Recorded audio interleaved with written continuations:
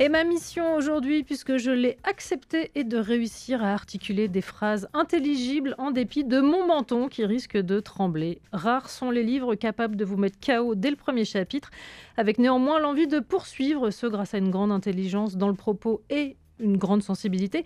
Celui de mon invité est de cela. Il est journaliste, il est de toute évidence un auteur très doué, il est une figure publique tous les soirs dans ma télé, dans la vôtre. Il est pourtant très discret.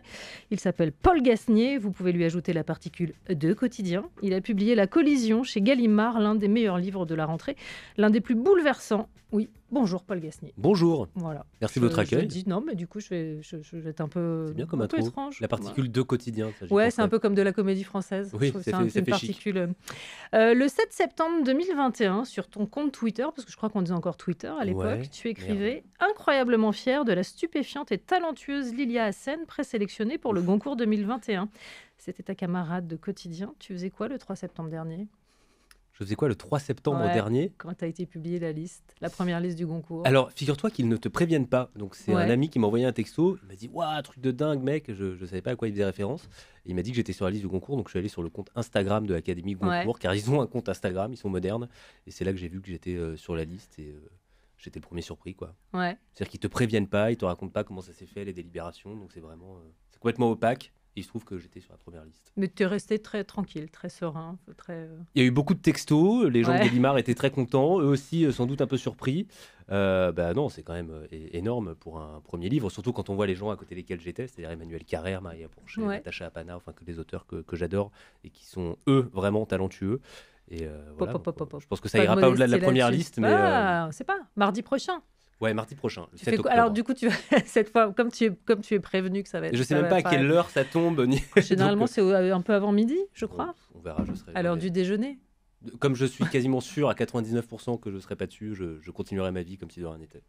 Il y a une règle dans cette émission, l'invité doit choisir 5 titres dans les playlists de Nova. Pour démarrer, et pour mon plus grand plaisir, je suis obligée de le dire, tu as choisi Arctic Monkeys, Fluorescent Adolescent. Oui. On en parle juste après. J'étais en terminale. Arctic Monkeys sur Nova, Fluorescent Adolescent, le choix de Paul Gasnier, l'invité du score aujourd'hui. Pourquoi ce titre ?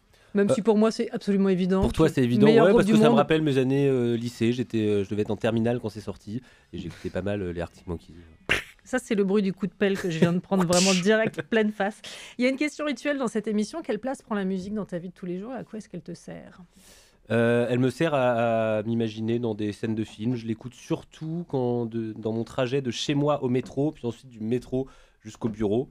Et la musique aurait pu prendre une place beaucoup plus importante parce que ma mère avait le défaut d'imaginer que j'avais une grande vocation d'artiste. Ouais. Donc j'ai eu droit à des cours de piano, à des cours de trompette, à des cours de guitare, à des cours de batterie, à des cours de violon. Et il ne m'en reste absolument rien. Sur aucun instrument ? Non, j'ai pas du tout l'oreille musicale. Et si j'arrive à arracher un vieux Wonderwall ou She Loves You des Beatles à la guitare encore aujourd'hui, c'est un miracle. À une époque, j'avais quand même un peu de cornes sur les doigts, Ouais. notamment au lycée, ça faisait chic. T'as pas fait le About a Girl de Nirvana ? Parce que Bah, normalement, évidemment que généralement, l'intro, tout le monde Et s'est les cassé la dent Cooks et dessus. tous ces groupes Ouais. qui étaient à la mode à la fin des années 2000. Ouais. Je vois très bien. Dans un instant, on parle de ton formidable premier livre, La Collision. On écoutera aussi Métronomie, c'est ça le nom exact. Et ce sera juste après la pub.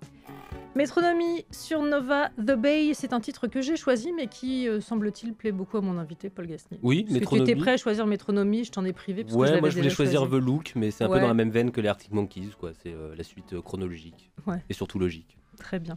On parle de La Collision, un premier livre paru chez Gallimard. Si tu le permets, en guise d'introduction, je voudrais lire tes mots, enfin en tout cas la fin du tout premier chapitre du livre. Le 6 juin 2012, à 17h13 précisément, selon l'horloge intégrée aux caméras de surveillance municipale, Saïd, 18 ans, qui est alors délinquant récidiviste, remontait une rue étroite des pentes du quartier de la Croix-Rousse, en roue arrière, sur une motocross lancée à 80 km/h. Après quelques mètres, il en perdait le contrôle. La roue avant percuta en pleine tête une femme de 54 ans qui pédalait devant lui à vélo. Cette femme, c'était ma mère. L'hôpital Lyon-Sud de Pierre-Bénite la déclara décédée une semaine plus tard. Ce livre est le récit de cette collision qui n'est ni un accident ni un meurtre. Une histoire française du début du XXIe siècle où deux destins parallèles voués à s'ignorer se sont percutés dans un pays éclaté et malade. C'est pas tant un livre sur le deuil. Non. C'est plus une enquête intime, sociologique et de fait un peu politique. Je trouve que cette fin de premier chapitre ouvre cette voie-là. Oui, absolument. Moi, je voulais éviter de faire un livre de deuil parce que j'ai eu le malheur dans les jeunes années de lire Albert Cohen, le livre de ma mère. Il est impossible d'écrire sur le deuil maternel après ça. Et surtout, ce qui m'a intéressé, c'est moins le fait de perdre sa mère, parce que ça, c'est une expérience que tout le monde connaît ou a connue ou connaîtra. Non, c'est plus les circonstances de sa mort et qui sont uniques et qui racontent beaucoup de choses. C'est-à-dire, ce qui m'a intéressé dans l'histoire de cette collision, c'était de décortiquer ce qui est au fond un fait divers pour voir ce que ça disait de notre société. Et en fait, ça dit énormément de choses. Si on retourne au tout début du chapitre, on est au cœur d'un meeting de campagne d'Éric Zemmour. Que je ne cite pas dans le livre, mais que tu as reconnu. C'est le fameux meeting dans lequel il est question d'ensauvagement. De fait, le mot était assez parlant. Et c'est ce meeting-là qui a servi de déclic pour l'écriture. Oui, c'était la campagne présidentielle de 2022 au sens large, mais c'était vraiment ce meeting qui m'avait vraiment remué et qui m'a habité quand même pas mal de temps après, où j'avais jamais assisté à des discours aussi brutaux, aussi radicaux sur la délinquance. C'était vraiment un discours où il parlait des Arabes qui tuaient des Français blancs tous les jours, les francocides, qui appelaient les citoyens à s'armer pour répondre à la délinquance. Enfin, c'était absolument hallucinant. Et en fait, la pensée qui ne me quittait pas, c'était que ce que j'avais vécu, ce que ma mère avait vécu, était une illustration parfaite de son discours. Donc j'étais au cœur d'un paradoxe qui m'a semblé intéressant de creuser, qui était que moi j'avais vécu quelque chose qui illustrait parfaitement ce qu'il dénonçait, qui aurait pu peut-être me faire basculer de son côté. Et ça a été le point de départ de l'écriture. Il aurait pu être ton épouvantail à toi. Ouais, absolument.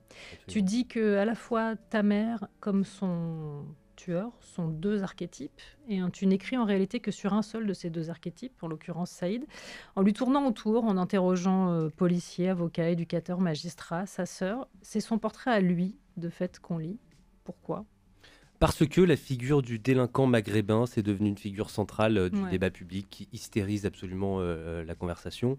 Il suffit de le voir après chaque lendemain de victoire du PSG, après chaque lendemain d'émeutes en banlieue ou de faits divers où ils sont impliqués. C'est vraiment c'est devenu un archétype de notre conversation publique. Et ça, c'est nouveau. Ce n'était pas le cas, il me semble, à ce point-là, il y a 30 ans. Et moi, j'ai voulu humaniser cette figure-là. Alors, ce n'était pas une démarche facile parce qu'en l'occurrence, il cochait toutes les cases et c'est lui qui m'a rendu orphelin. Mais ouais, c'est ce personnage-là qui m'a intéressé, un peu fasciné à un moment. Et c'est lui que j'ai voulu creuser davantage que ma mère. Ouais. Pour le présenter de cette manière-là, comme tu le fais dans le livre, il fallait du recul. Et c'est un temps qu'on ne s'accorde plus du tout aujourd'hui quand il est question de ce qu'on appelle des faits divers. Tu t'en es rendu compte en écrivant ? Ça a pris plus de 10 ans. C'est-à-dire que j'ai commencé à écrire plus de 10 ans après l'accident. Donc, le recul, il était là. J'aurais été incapable d'écrire ça juste après la collision. Et même le traitement médiatique, j'imagine, ne serait pas le même aujourd'hui. Des faits divers, tu veux dire ? Ouais, c'est clair. Aujourd'hui, l'accident a eu lieu le 6 juin 2012. À l'époque, les médias Bolloré n'existaient pas, les chaînes info n'étaient pas aussi puissantes et hystériques qu'elles le sont aujourd'hui. Et l'écho de cet accident n'avait pas dépassé la presse locale. Mais aujourd'hui, ça tiendrait 4 jours de bandeau CNews, cette histoire, peut-être même une semaine. C'est tellement manichéen à première vue, ça coche tellement toutes les cases des deux côtés, c'est-à-dire qu'on a un coupable parfait et une victime idéale, que ça c'est clair, aujourd'hui... Ça participerait de ce grand phénomène de commentaires de faits divers dans lequel on est entré. L'écriture est absolument remarquable, à l'os, comme peut écrire un journaliste, et en même temps hyper incarnée et de fait absolument bouleversante tout en étant très pudique. Quelle ligne est-ce que tu t'es fixée ? La ligne que je me suis fixée, c'était d'éviter les écueils évidents qui étaient le pathos, le registre misérabiliste, doloriste. Je voulais pas pleurnicher sur le fait d'avoir perdu sa mère, ça c'est pas très intéressant. Et il y avait quand même une ligne de crête à tenir qui était évidemment ne pas donner du grain à moudre aux populistes que je dénonce, que je combats aussi dans mon travail, et en même temps ne pas avoir un regard trop complaisant et angélique sur la délinquance qui peut être l'excès inverse par lequel beaucoup de gens pêchent. C'est vrai que c'est un livre qui est extrêmement équilibré, mais équilibré dans le sens équilibriste aussi. Ouais, parce qu'il traite de sujets inflammables qui nous rendent fous. La délinquance, c'est un sujet qui rend fou la violence urbaine et l'insécurité. On ne sait jamais comment le traiter. La droite en fait l'alpha et l'oméga de toute sa grille de lecture politique du pays. La gauche refuse d'en parler en se pinçant le nez parce qu'elle considère que ce n'est pas un sujet valable ou suffisamment important. D'ailleurs, c'est sans doute pour ça qu'elle perd chaque élection. Moi je me retrouve au milieu de tout ça et j'essaye de parler de mon histoire à la première personne du singulier, sans tomber dans un biais idéologique d'un côté ou de l'autre. On poursuit la conversation dans un instant, une petite pause musicale avec un deuxième titre que tu as choisi. Alors pour une raison que je vais te laisser expliquer, Oula. Cardigans et Loveful. Oui, Loveful. Alors, je n'aime pas cette chanson, mais ma sœur adorait le film Roméo plus Juliette, qui est un très bon film et dont le titre est la bande originale. Et ça me rendait ouf quand elle écoutait ça à fond dans sa chambre. Donc, c'est un petit clin d'œil à ma sœur que j'adore. Et du coup, tu te l'imposes aujourd'hui. Hélas, elle a gagné.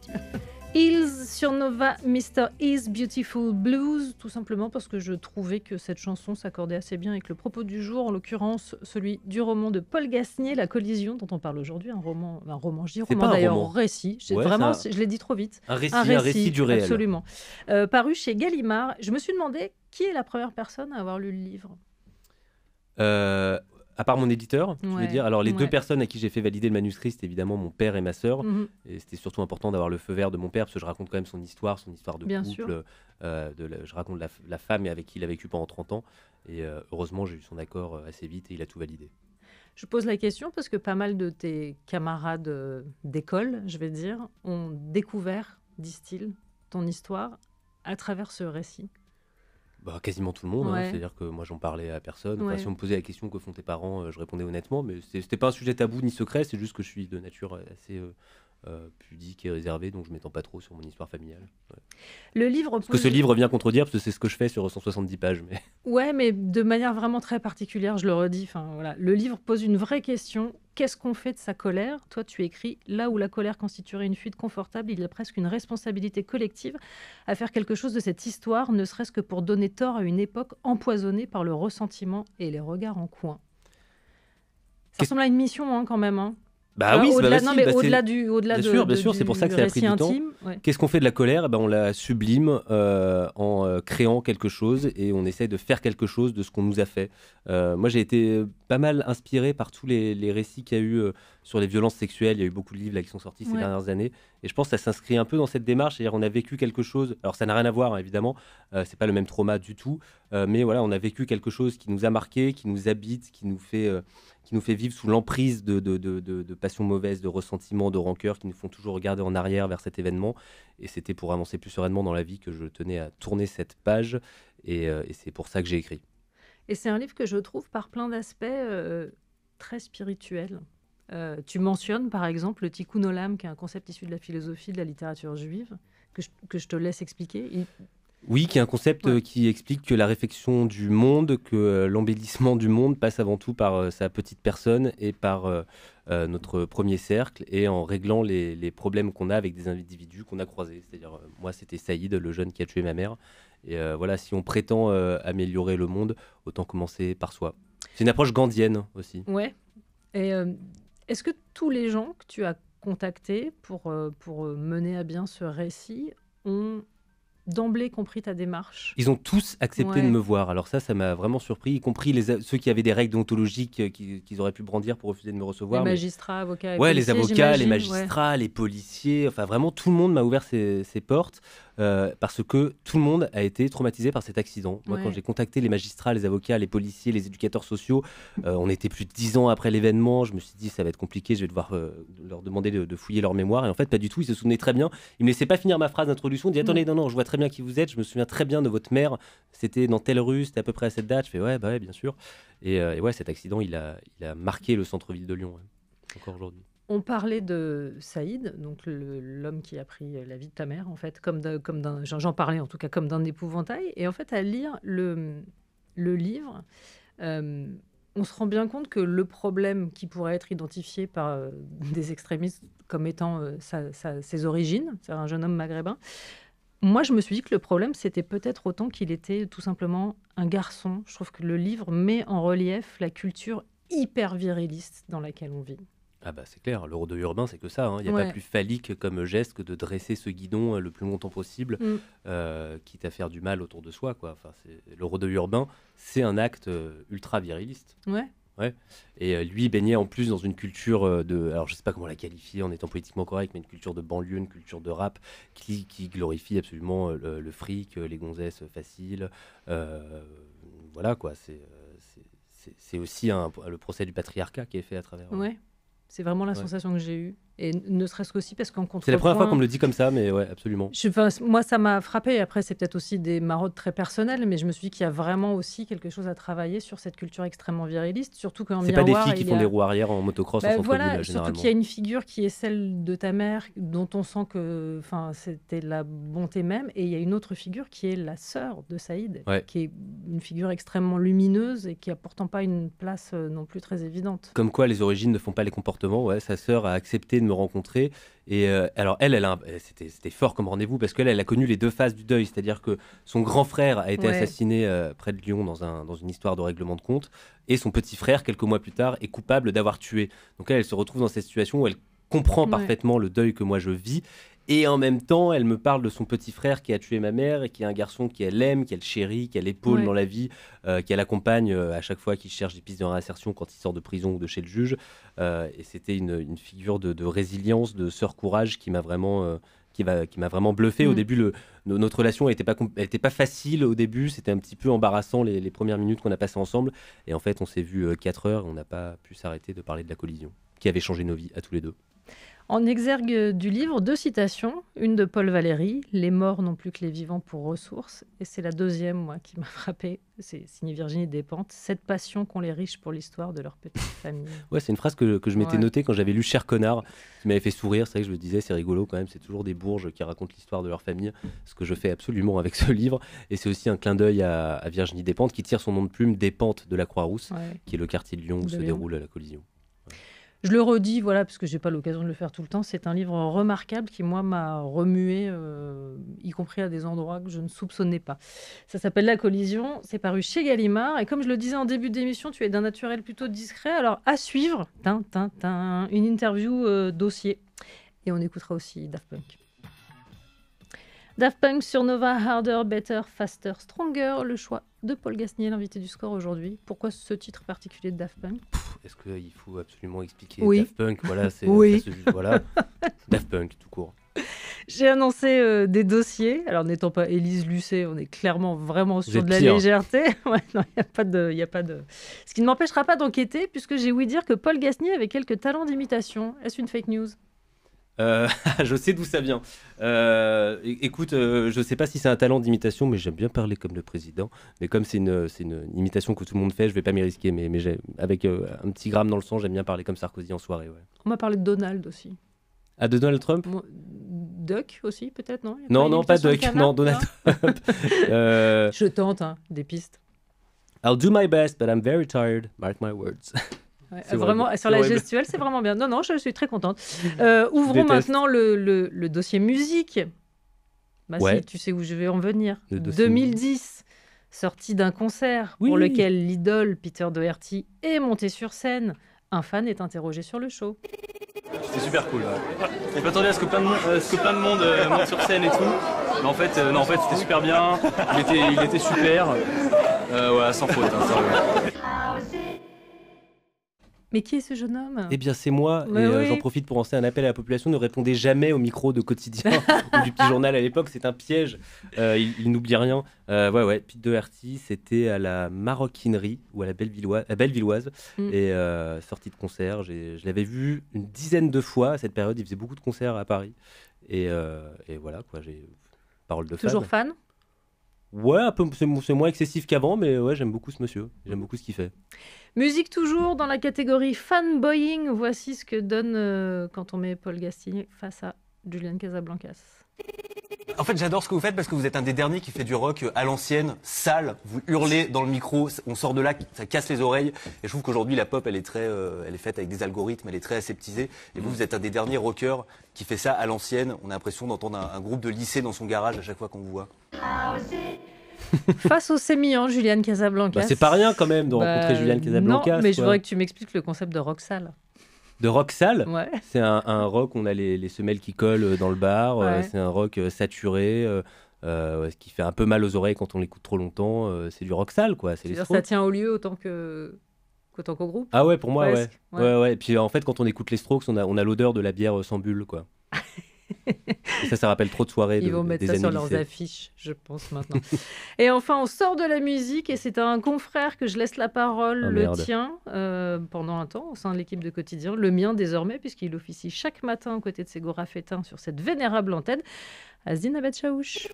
Coucou frérot, c'est Asdine. Tu crois que t'allais y échapper à la question de ton ancien camarade. Ouais, j'ai un vrai truc comme ça qui me turlupine, comme on dit.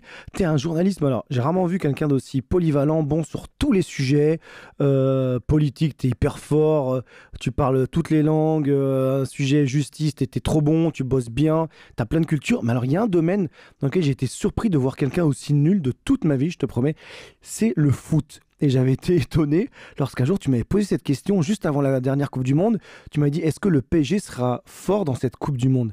Et là je t'ai regardé, je t'ai dit, mais non, c'est pas possible, le PSG c'est pas en Coupe du Monde, c'est les pays en Coupe du Monde. Et là, tu me disais en plus que tu voulais faire la Coupe du Monde pour Quotidien à couvrir. Heureusement, tu étais nul, donc j'y suis allé à ta place. Donc j'avais une question très simple. Comment tu as fait pour passer à côté de ça et d'être peut-être, disons-le, le journaliste français le plus nul en foot? Alors, peut-être que Je te laisse ça aurait pu... responsable de ses Bah, propos. c'est dur de le contredire parce qu'il a raison. C'est vrai que j'y connais absolument rien. Pourtant, j'ai tout suivi en 98 quand j'étais en CM2 et que la France était Et était ça en finale. suffit de rappeler les dates avec sa prime jeunesse. Hein. Ouais, bah alors Parce qu'il y a des gens qui travaillaient en 98, je Paul rappelle la Gasnier. classe dans laquelle j'étais. Et depuis 98, c'est le trou noir, quoi. Je suis incapable de te citer 2 joueurs du PSG, de Madrid. J'y connais rien. Ce qui m'exclut de pas mal de conversations à Quotidien, les lendemains de match, quand ils décryptent le Classico, là, Étienne Carbonnier, Abdassal, Asdine, quand il était là, tous, c'est vraiment des malades de foot. Et moi, c'est des conversations où je suis au fond de la salle, reclus dans un coin, et j'attends que ça passe. Je peux pas m'expliquer le hors-jeu, de fait. La tête sur le bio ou un flingue sur la tempe, je serais incapable de t'expliquer ça. Je préfère la mort. Donc pas de foot. On a parlé de lui il y a un instant. J'ai eu droit à une dérogation, figure-toi, pour te jouer ce titre. Et ça me fait très plaisir. On va écouter les Baby Shambles Ah ouais. avec Delivery. Delivery. La femme sur Nova avec Sakatella dans la playlist de Paul Gasnier, l'invité du score aujourd'hui, venu nous parler de La Collision, son premier récit paru chez Gallimard. Pourquoi la femme? Parce que c'est le meilleur groupe français du moment. J'adore la femme. Monsieur est péremptoire. Bah oui, enfin c'est très subjectif. Non mais c'est vrai, ils ont fait plusieurs styles. Enfin de leur premier album à cet album en espagnol, là ça n'a rien à voir. Ouais. Et à chaque fois que je suis en mode shuffle et que la femme arrive, je me dis tiens, et j'écoute jusqu'au bout. Ce qui est rare aujourd'hui d'écouter un morceau jusqu'au bout quand on se balade dans la rue. Oui, parce que tu disais que quand tu te baladais dans la rue, tu te faisais des films en fonction de la musique, mais on est sur quel registre de film? Ah là on est sur des trucs un peu très égocentrés, très héroïques, où j'arrive en conquérant de ma journée, en sortant du RERC à Ivry-Val-de-Seine. Voilà. Dune, featuring Exactement, Paul Gasnier. 3. Je voudrais qu'on parle évidemment et aussi de ton travail au sein des équipes de Quotidien. Tu as sillonné le monde, notamment en bon nombre de zones de conflit. On se souvient notamment de ce duplex depuis l'Ukraine, c'était en 2023, me semble-t-il, Ouais, et de la le bombe 2 qui a janvier. explosé à proximité quelques secondes avant la prise d'antenne. Certes, la peur n'évite pas le danger, mais comment est-ce que toi tu gères tout ça? Alors, je suis pas retourné en Ukraine depuis plus d'1 an, mais en tout cas, c'est un moment qui a vraiment changé énormément de choses pour moi parce que j'avais jamais eu aussi peur de ma vie. Ouais. Moi et mon équipe, on était 3, 4 avec le fixeur, on était 4. Et ouais, c'est quelque chose. Autant avant, je partais un peu la fleur au fusil en me disant, ouais, c'est quand même hyper excitant et Ouais. je me donnais des sensations en me rapprochant du front. Autant là, j'y réfléchirais à 3 fois parce que j'ai pas envie de perdre ma vie pour un sujet de 4 minutes à la télévision. Et je voulais te demander aussi, on parlait de l'extrême polarisation du monde dans lequel on vit aujourd'hui et aussi d'une forme de défiance à l'égard des gens qui informent. Est-ce que c'est plus compliqué que jamais d'exercer? Oui, et on le voit sur le terrain, c'est-à-dire qu'on se fait très souvent apostropher souvent par des militants Ouais. qui viennent quasi exclusivement de l'extrême gauche ou de l'extrême droite. Et oui, c'est compliqué parce qu'on a souvent des procès en légitimité, et ça je le vois aussi dans mes conversations avec des gens que je rencontre en soirée ou dans des bars, et me disent ouais, mais alors pourquoi lui donne son avis, il n'a jamais été élu, c'est quoi sa légitimité, c'est quoi votre Ouais. légitimité en tant que journaliste pour apporter votre regard sur l'information. Et ça, c'est une question à laquelle tous les journalistes doivent être prêts à répondre parce qu'on va la leur poser de plus en plus et ça ne va pas s'arranger d'ici 2027. Moi, il y a un truc qui me terrorise à titre de citoyenne et de téléspectatrice, c'est que chaque phrase énoncée, un tant soit peu avec de la conviction, devient une vérité qu'il est très compliqué de faire marche arrière. Certains politiques s'en sont fait une spécialité, enfin, les gens qui sont très péremptoires à des endroits où il est très facile de vérifier qu'ils disent n'importe quoi, mais que quand on leur oppose la contradiction derrière, il y a un côté, bah voilà, c'est ça, bah oui, c'est ça. Ouais. Voilà, parce que vous Comment on représentez gère l'élite, ça, quoi. donc Ouais, ouais. forcément, vous parlez d'un Olympe, vous parlez Ouais. d'un lieu qui est socialement défini, et donc vous n'avez pas droit au chapitre, et donc c'est comme ça qu'on vous délégitime. C'est hyper dur. Enfin, il suffit de voir. Il suffit de voir ce qu'a fait Sarkozy en sortant de son audience jeudi dernier quand il a été condamné, c'est-à-dire un propos ultra radical sur la justice qui devrait provoquer une levée de bouclier chez tous les journalistes, tous les magistrats, enfin tous ceux qui ont accès à un micro. Et c'est pas le cas, c'est-à-dire qu'il a réussi à convaincre des gens. Et quand on essaye de le contredire, ça prend plus de temps, ça prend des arguments, ça prend de la technicité. Et forcément, ça a moins de temps d'antenne que les phrases péremptoires. Ouais. Plus proche, en tout cas dans l'Hexagone, mais pas moins marquant parmi les sujets que tu as produits pour l'émission. On est en mai, je crois que c'est en 2020, et c'est le premier jour du déconfinement en Seine-Saint-Denis. Et le confinement dans les petits appartements des immeubles d'Aulnay-sous-Bois, c'était compliqué? C'est dramatique, sincèrement, c'est dramatique. On entend les voisins, les enfants qui pleurent parce que les enfants ne peuvent pas aller à l'école. Je faisais du télétravail, c'était très dur de faire du télétravail dans ces conditions. Et en même temps, je m'occupe de mes parents, en même temps que je fais du télétravail. Et j'avais du mal à me concentrer sur une tâche, que ce soit eux ou le travail. C'était presque impossible de se concentrer vraiment sur une des tâches. On parlait de l'angoisse que peut générer d'aller sur des zones de conflit. Et je trouve que je ne sais pas pourquoi ce sujet-là m'a C'est un super particulièrement extrait. marqué, en Ouais, fait. ça fait De dire, un moment que je l'avais pas bah, réécouté. c'est très près, en fait. Ouais, C'est tout absolument. aussi- C'est très près, c'est à 30 minutes de taxi, c'est Ouais. moins d'une heure de métro. Et c'est vrai on se rendait compte tout le monde, c'est une période où tout le monde se plaignait du confinement, c'est quand même chiant d'être enfermé chez soi et tout.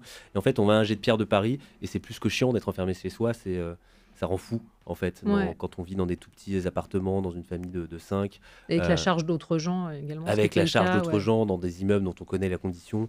Ouais, ça, c'était des réalités sociales dont on parle pas assez, et dont Quotidien avait eu la bonne intelligence de parler au moment du confinement. Ouais. Quels sont les sujets qui, toi, je ne vais pas dire t'excitent le plus, parce que là n'est pas le propos quand on est journaliste, mais sur lesquels tu aimes, enfin les terrains sur lesquels tu aimes aller? Moi, je fais surtout la politique française Ouais. et de l'international, mais surtout de la politique française, surtout en ce moment. Et la politique française qui m'intéresse le plus, c'est de suivre l'extrême droite, quoi. C'est une drôle de marotte. Je pense que c'est lié aussi au sujet du livre. Bien sûr. Et de voir la manière dont ils engrangent les victoires culturelles et les victoires dans la bataille des idées, c'est assez hallucinant sur à peu près tous les sujets, que ce soit sur la justice, sur le régalien, sur l'international, sur l'écologie. Enfin, ils avancent en avançant des petits drapeaux comme ça, et leur discours infuse chez les autres partis politiques à droite. Et moi, je trouve ça fascinant à observer et terrifiant à vivre. Est-ce que tu es optimiste? Bah non.